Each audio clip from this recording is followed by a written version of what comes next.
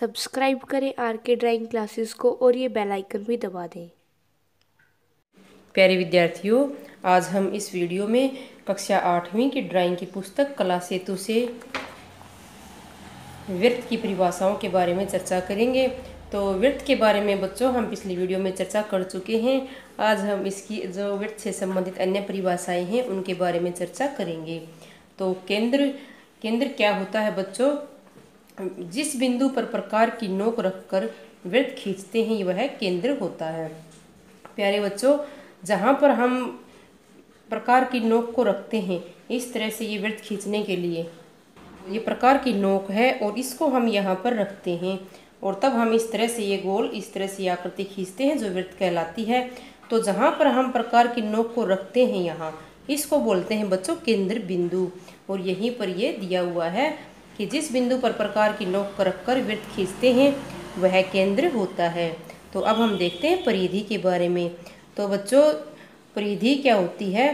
परिधि जो ये वृत्त के चारों ओर का माप होता है इसको बोलते हैं हम परिधि। वृत्त को घेरने वाली वक्र रेखा परिधि होती है। जो वृत्त को घेरने वाली ये वक्र रेखा है पूरी, तो ये पूरा माप है बच्चों, इसको हम बोलते हैं परिधि।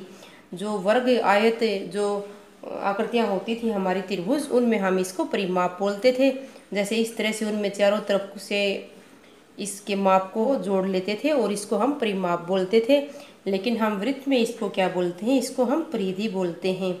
जो वृत्त को घेरने वाली वक्र रेखा क्या होती है? परिधि होती है। तो अब हम देखते हैं बच्चों त्रिज्या। केंद्र से परिधि तक की दूरी त्रिज्या होती है। यह वृत्त का अर्धव्यास भी होता है। तो बच्चों, जो ये केंद्र बिंदु है हमारा, ये हमने यहाँ केंद्र बिंदु लिया था। तो हम जितना प्रकार खोलते हैं वृत्त लगाने के लिए, मान लीजिए इतना प्रकार खोला है हमने, ये इतना प्रकार खोला है, तो ये इतनी यहाँ से लेकर यहाँ तक की दूरी, केंद्र से परिधि तक की दूरी त्रिज्या कहलाती है बच्चों। और इसका दूसरा नाम क्या है? अर्धव्यास, यानी कि आधा व्यास। व्यास के बारे में हम अगली परिभाषा है उसमें चर्चा करते हैं। अब हम देखते हैं व्यास क्या होता है। वृत्त की परिधि पर दो बिंदुओं को मिलाने वाला रेखाखंड जो केंद्र से गुजरता है वह व्यास है।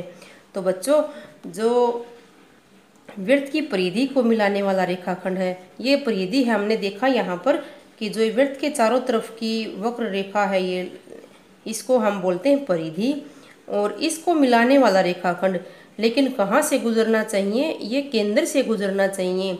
वृत्त की परिधि पर दो बिंदुओं को मिलाने वाला रेखाखंड जो केंद्र से गुजरता है वह व्यास है। इसको हम व्यास बोलते हैं।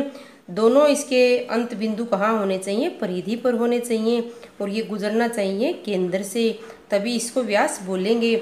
अगर ये परिधि पर हम यहाँ बिंदु ले लें बच्चों और इसको इससे मिला दें तो ये व्यास नहीं कहलाएगा, ये जीवा कहलाती है, जो अगले पेज पर दिया हुआ है। तो बच्चों, व्यास के लिए ये कंडीशन है कि दोनों अंत बिंदु उस रेखाखंड के परिधि पर होने चाहिए और केंद्र से गुजरना चाहिए। और ये वृत्त को दो समान भागों में बांटता है, लिखा हुआ है यहाँ पर दो समान भागों में बांटता है। ये इसका एक भाग हो गया है और ये इसका दूसरा भाग हो गया है। दोनों भाग बिल्कुल समान हैं और यह वृत्त की सबसे बड़ी जीवा है। अगर आपसे पूछा जाए कि वृत्त की सबसे बड़ी जीवा कौन सी है, तो वृत्त की सबसे बड़ी जीवा व्यास कहलाती है। तो आपको ये कॉपी पर अच्छे से लिखना है बच्चों ये सब परिभाषाओं को और इनको याद करना है। और अगर आप कोई परिभाषा अच्छे से समझ में आ रही हैं तो आप वीडियो को लाइक ज़रूर करें और चैनल को भी सब्सक्राइब कर लें। अगली वीडियो में हम जो अगले पृष्ठ पर परिभाषाएं दी हुई हैं उनके बारे में चर्चा करेंगे। थैंक यू बच्चों।